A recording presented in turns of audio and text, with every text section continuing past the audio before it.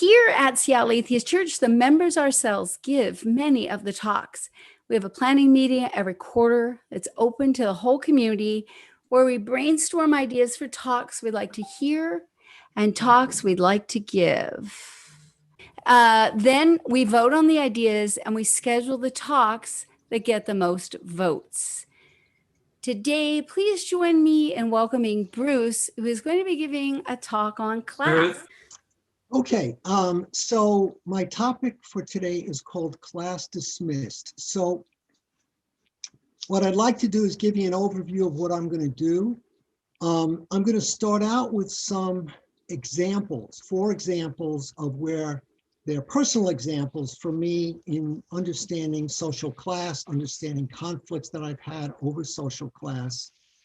So that'll be the first part. Then the second part, I'll talk about why I titled this Class Dismissed, and it has to do with Americans' attitude towards social class.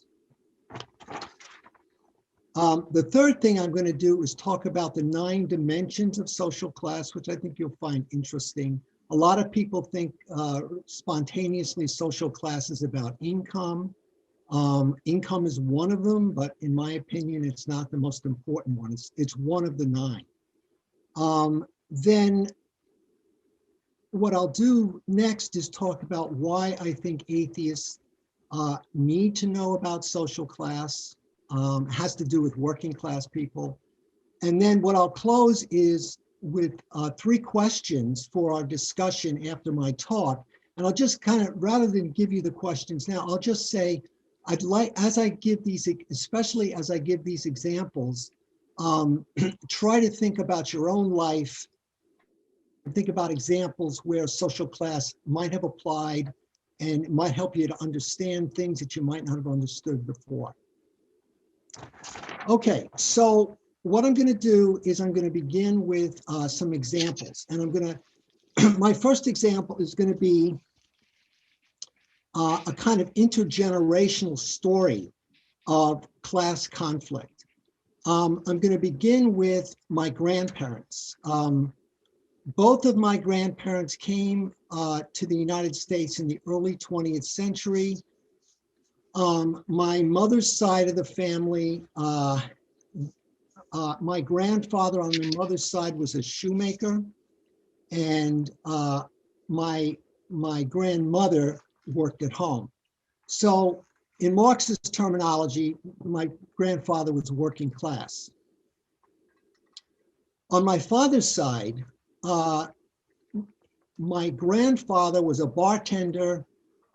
He deserted his wife, and his grandmother worked at home, and they didn't have much money. They were, at the time, they were on what was called the dole. So they were equivalent to being on welfare.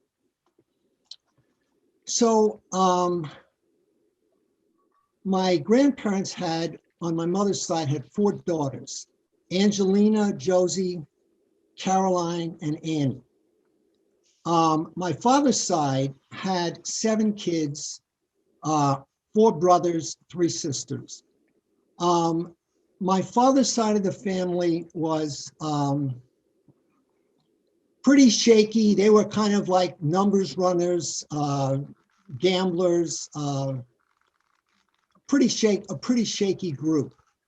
So my father was an artist, and he, practiced drawing when he was growing up. He was the only one in his family that really kind of got out of the poverty that they were in, because he worked his way out. So the story goes is my father goes to a dance, and one of my grandparents, the daughters of the people on my mother's side, Angelina goes to a dance. She meets my father. My father says to her, are you going out with anybody? She says, no, I'm involved with somebody. And so my father says, Do you have any sisters that look like you? So Angelina sets up my father with his future wife, Annie. So naturally, Annie agrees to go out with him. They seem to hit it off a little bit. But her mother does not approve of my father because she can tell about his class position that he's much more poor than their family is. And so they don't really approve. So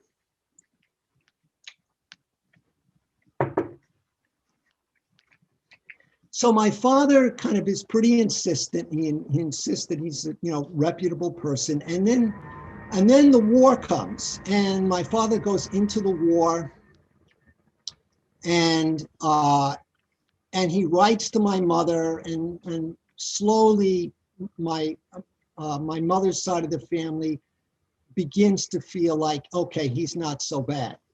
And so when he gets out, my mother and father they get married. My mother and father move from Brooklyn, which is, sort of the old country, to Jamaica, Queens.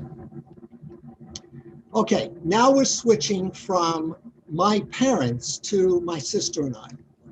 When my parents started to look for schools for me when I was, 6 years old, they didn't want to send me to a public school because they thought a Catholic school education was a better education.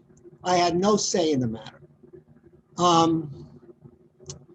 What they didn't know is that even though our income at the time, because of my father becoming a commercial artist, was middle class, they didn't really know the neighborhoods in Jamaica, Queens. They just knew they wanted to send me to a Catholic school.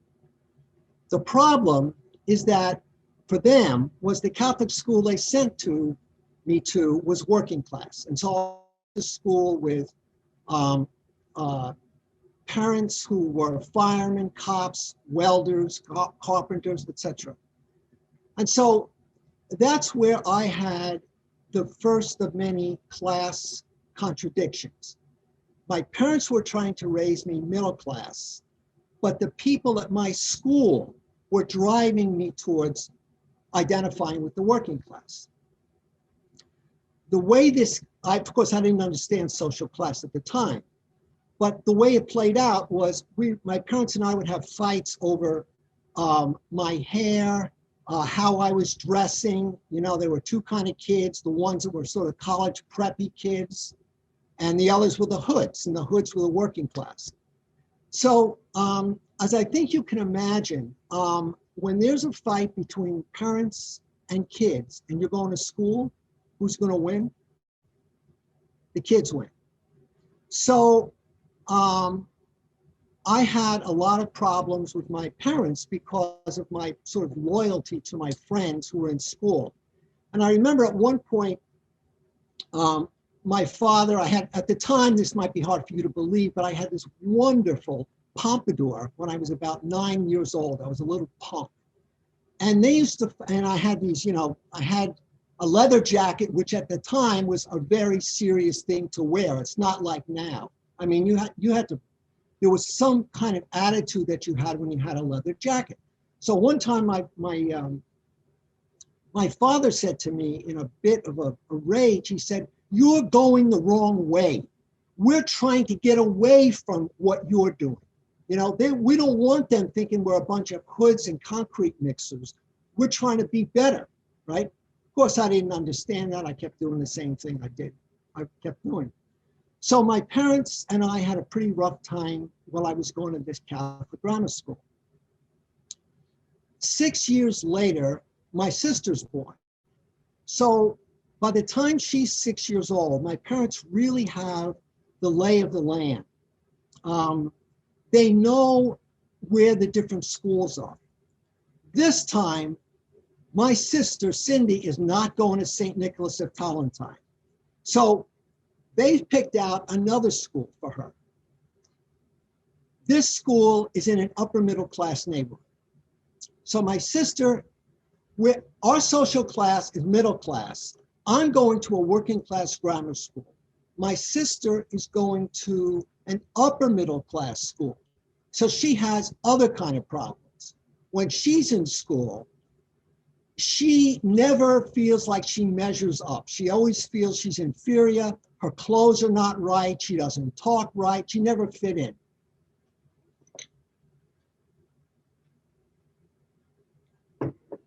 So this caused conflicts between my parents and her, in addition to the problems I was having with my parents. But it all has to do with social class. Last part of this story is what happens when our friends come over. Well, when my sister comes over to the house and she brings her friends, the way I look at her friends is they're snooty, they're stuck up. That was my terminology. When my friends come over, my sister thought they were complete barbarians, and they were afraid. She was afraid to be in the house with them. So my sister and I, a lot of the problems that we had to do with, we were both struggling with our social contradictions within our social class, but it was loyalty to different social classes. Does this make sense? So I'm struggling with, we're middle class. My sister's stretched between middle class and upper middle class at school. I'm stretched between middle class and working class at my school. Okay? So I never thought about our relationship, some of the problems we had, in quite the same way after I plugged in the social class element into this. So that's my first example. My second example has to do with social class and space, okay? So when I used to be, I was an adjunct teacher, and a lot of teaching in the adjunct field is you're on the road all the time. So I remember coming home one time. I was on Highway 880 in Oakland, which is a real working class freeway. And the way you can tell it is there's no shoulders on the road. The roads are full of holes. There's no trees. And you can see the difference in the social class in Oakland by simply driving on a road where you cross certain streets, which are kind of barriers between social classes. So when I get off 880, I go up 4th Avenue, and I'd be driving through, for about 2 miles, I'll be driving through a working class neighborhood. And you can tell, that the houses are more dilapidated, they're closer together. There's a lot more street life. And then you cross over another freeway, which is 580 all the way home. 580 is kind of a borderline. It's like a middle class highway. And the way you can tell the difference is A, there's no trucks. B, the roads are cleaned up. C, there are trees on one side. And so I continued to drive up. And if I continued on 4th Avenue, another couple of miles, I would come to a highway called 13. 13 is an upper middle class road. There's only 4 lanes, no trucks, trees in the middle, trees on the side, no potholes. So you can trace the changes across social classes in Oakland by simply driving across or parallel to or perpendicular to 3 freeways.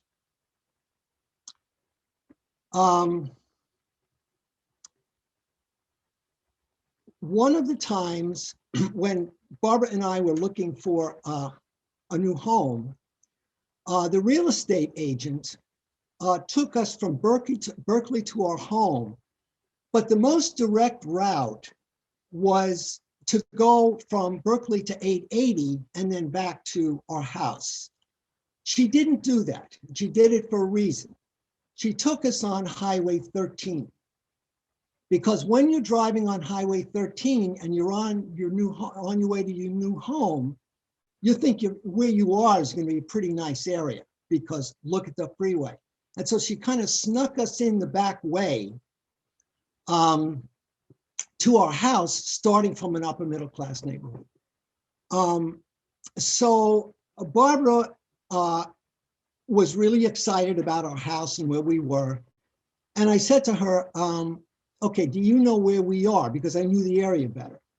And she said, I'm not sure. So I took her to the end of the block and I took her to a cross street, which is a block and a half from our house, which is Fruitvale and MacArthur. This is a real working class cross street. We went into Sabel's Pizza and we talked about, this is really our neighborhood. Do we want to live here? We decided that we did want to live here, but I just want to point out how real estate agents tried to con us about where we were living by not really showing us where the main drag was and what it was like.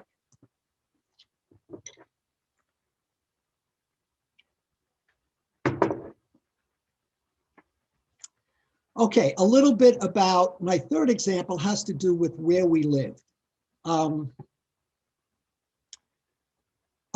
When I used to get up in the morning, when we were getting a newspaper, I used to check for three things. First, I go out when I get the paper and I look for my car. Is the car still there? Okay.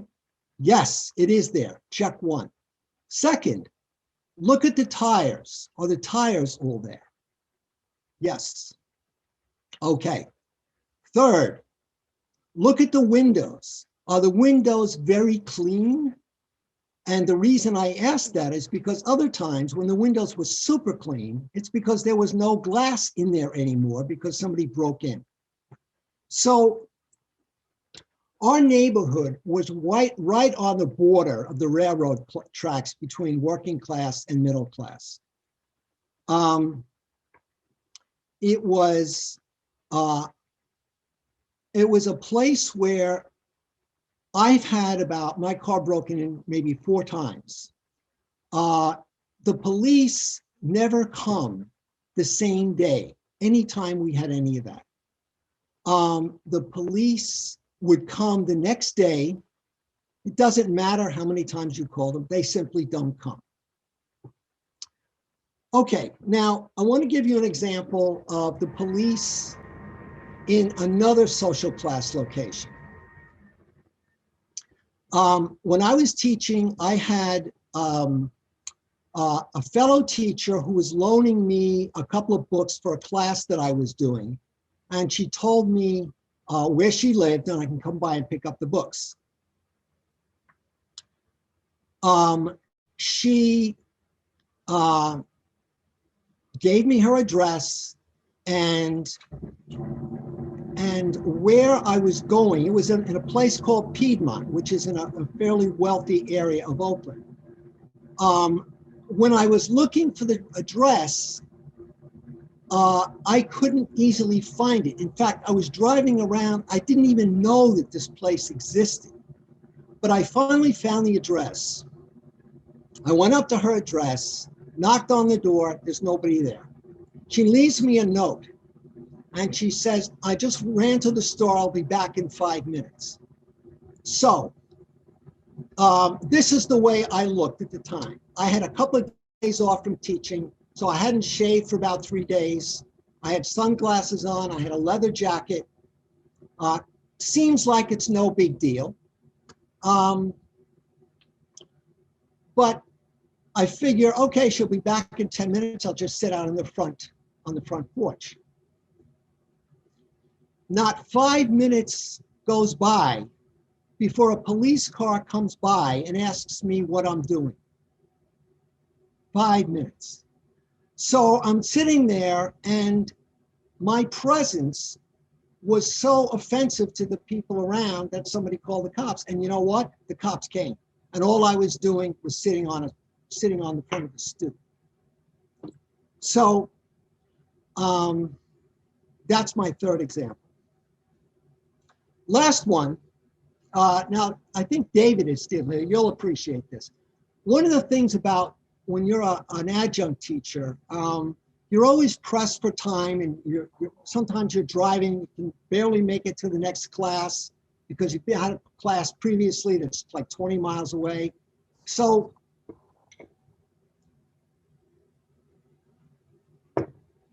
one time I was teaching for the Coast Guard in Oakland. And I was on my way out of class at 6 o'clock. It was 5 to 6, and I had a stop sign just before I entered into the Coast Guard facilities.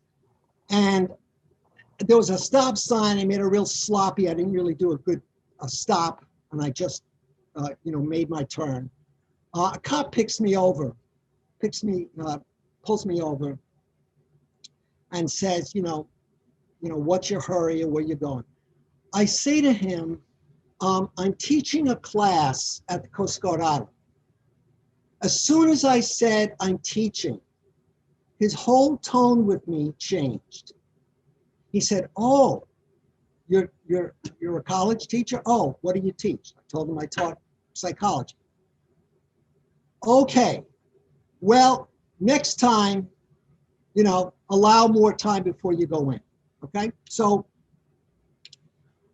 this is an example of a dimension of social class called status.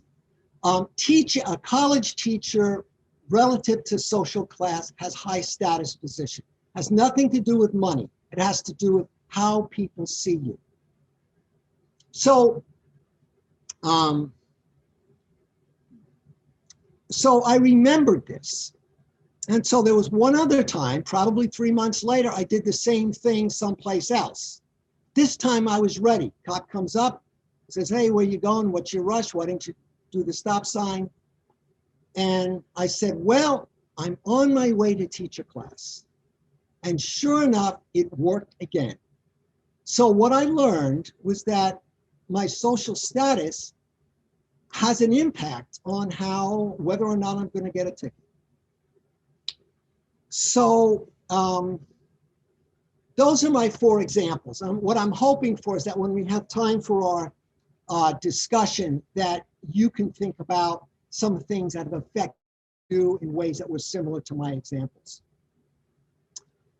Okay, so the second thing I want to do is talk about what do I mean when I say class dismissed? There's 3 points I want to make about this. The first is that people I found are reluctant to talk about social class. For example, I could ask you what you do for a living, but it's not real good taste to say what social class are you. It's kind of like, at least in the United States, that's like not good taste. Second thing is, people are much more willing to admit social class when they get to use the word middle class. In other words, upper middle class people don't want to be seen as upper middle class. So they say, when you're asked, what class are you? They say, well, middle class, so that they don't seem uppity. Meanwhile, working class people in this country themselves identify with the middle class. So they will say, I'm middle class, even when they're not, because in the United States, being working class for many working class people is embarrassing. And they'd rather be seen as middle class, even though that's not really their class position.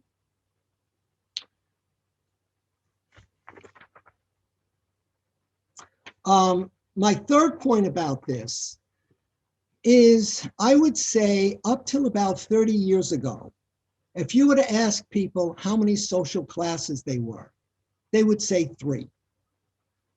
They'd say there's a tiny group at the top, and then there's a huge middle class in the middle, and then there's a tiny group of people at the bottom that are poor. And for most of the time when I would teach about social class, people would say, I'd say, how many classes are there? And people would say 3. And then I would spend a couple of weeks showing them that there are really about 7 or 8 social classes. So These days, I think largely thanks to Occupy with its slogan, we are the 99% versus the 1%, I think that did a lot to make people realize that there are really large class divisions and not everybody, or even most people, are middle class.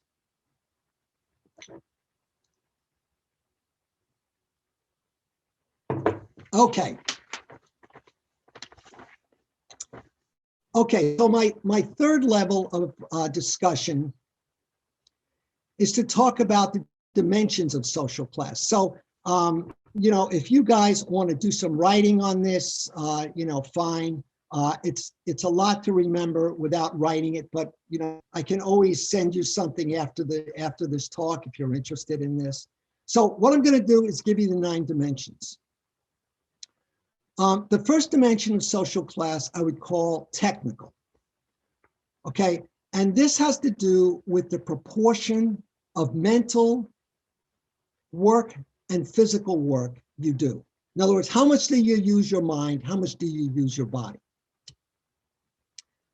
The second area of the technical division of social class is the amount of independence on the job you have. Do you depend on other people to do your job, or are you pretty much autonomous? And then the third dimension of the technical aspect of social class is the amount of mechanicalness versus creativity that you have on the job. So if you break this down, the middle class and the upper middle class primarily make their living mentally. Much of the work that they do is independent of other people, and there is more creativity allowed on the job. On the other hand, people that are semi-skilled or unskilled working class make most of their living with their body. They're not paid to think. Their work usually involves depending on other people, working together, and there's often a much larger amount of mechanicalness on the job. So the first dimension, I think maybe the most important dimension, or one of the most, is in what proportion do you use your body and mind on the job? That's the first one. The second dimension of social class is the political and economic authority relations. This has to do with the degree of power over resources and tools that you have.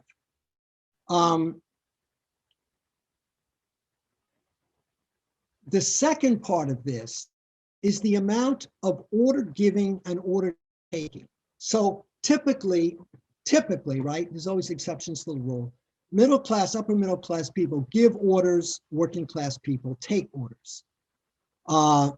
You know, there's something in the middle where there's both that goes on, but that's the essential difference. So the second dimension really has to do with power over tools, power over resources, who gets to tell who what to do.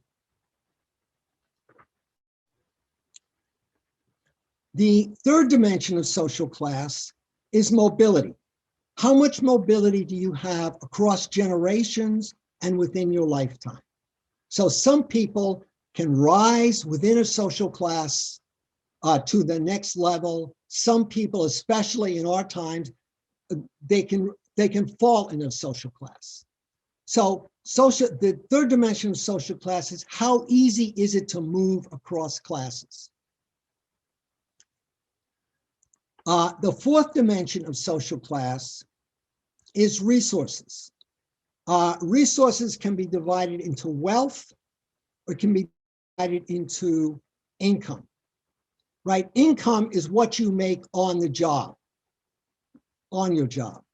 Wealth is the property relations that you've accumulated, for example, real estate, stocks and bonds, things like that.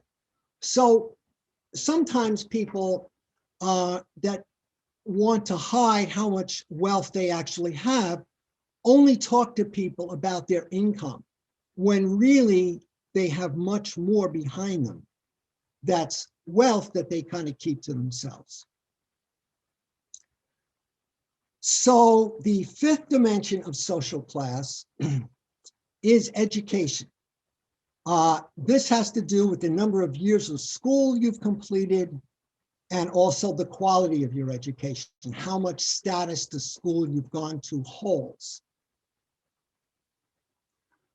The sixth dimension of social class is what I referred to earlier. That is status. Status means it's the degree of prestige that other people hold about your job. So, and I think a lot of times people get this confused. Now, I can just speak from personal experience.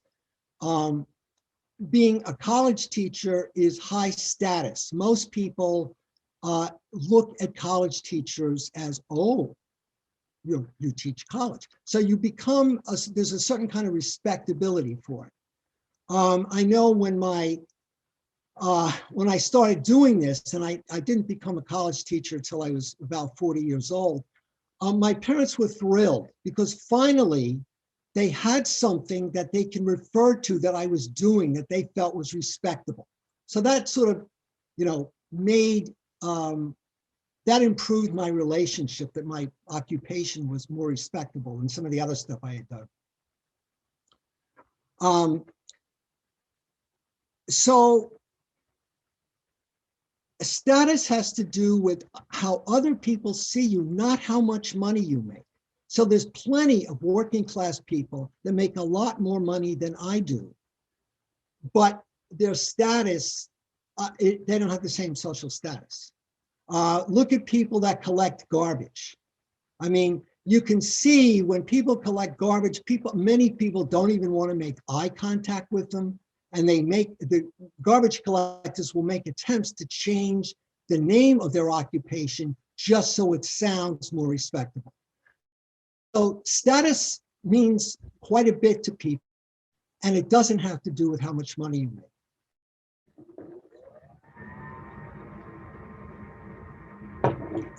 Okay, I'm coming to the home stretch here, a couple of more minutes. The seventh dimension of social class is lifestyle and consumption patterns. This has to do with how you dress, your body mannerisms, your manners. It also has to do with your recreation habits, your religious beliefs, your community involvement. This has to do with how different classes occupy their free time. And I think you would find it interesting. I wish I had more time and to be able to talk about this in depth, but you can kind of think of the different social classes as like, they're like interacting Venn diagrams, but they're porous, meaning that they overlap, but there's a certain bubble between the classes to where when you stepped into either a physical location or a group where you're uncomfortable, you don't feel natural, you feel like something's missing. That's where your social class lines. The eighth of 9 is class consciousness. This has to do with the degree that you are aware of your social class or you're oblivious to it. Most working class people in the United States do not know that they're working class. The upper classes are very more aware of their social class. So this has to do with how well you understand your actual social position. And the last dimension of social class is collective action. In what way do you get involved to protect your class interests? So for example, upper class people will join clubs, and they're clubs to protect the interests of their class. Working class people join unions. That's a way to protect their class position. So So those are the 9 dimensions. And I just want to mention that if a person's life were very stable and sane, all these dimensions would be very clearly occupied within their social class. But in actuality, most people have some of these dimensions covered in their social class, but then they're pulled in other dimensions by other social classes. I would call that contradictory class locations, where you're sort of torn between different social classes. And you're sort of pulled between, in my case, I was pulled between middle class and working class. I've always been pulled in that direction because the kids I went to school with, the kids I played ball with were all working class. But I felt like I didn't ever quite fit in. And I had to do things that I didn't necessarily want to do, but I had to do, which is learning how to fight. You can't be with a group of working class kids, boys, and not be willing to fight. And that was something you just had to learn to do. And there are many other things that you sort of have to learn to do when you're sort of being in the presence of another class. So, so that's my talk. What I wanted to ask you to do, and we can, this can be free form, but I thought I would give it a little bit of structure. My first question is, do you have any personal examples of intergenerational class conflict that were like what I described with my grandparents and parents and me and my sister? The second question is, do you have any current misunderstandings with people in your life that you can better understand in terms of social class? Third question, to what extent do you have contradictory class locations within you around the 9 dimensions of social class? Okay, thank you very much. Thank you, Bruce. Can everyone unmute themselves for a moment and give Bruce a round of applause? That was fantastic.